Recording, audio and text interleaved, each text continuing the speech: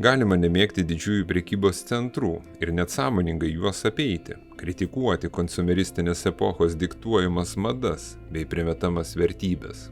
Tačiau sunku paneigti faktą, jog dar 2005 metais duris atvėręs Klaipėdos Akropolis tapo ne tik apsipirkimo vieta, bet ir vienu svarbiausių uostamiesčio traukos taškų.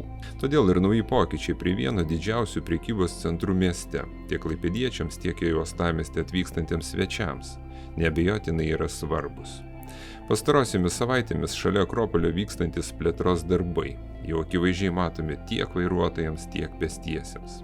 Čia statomas modernus, apie 3,5 tūkstančių kvadratinių metrų ploto, vieno aukšto atskiras pastatas, greta trečiojo įėjimo, kuris taps prekybos centro dalimi.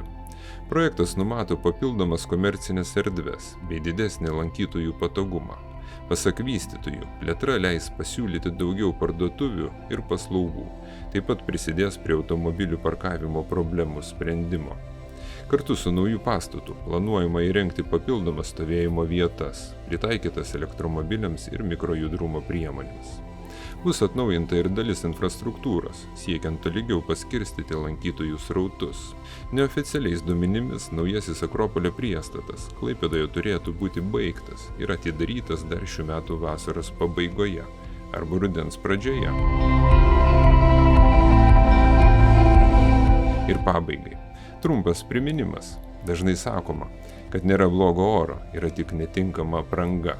Tad net ir besiplečiant prekybos centrams, verta nepamiršti, jog jie neturėtų tapti vienintelę laisvalaikio ar bendravimo erdvę.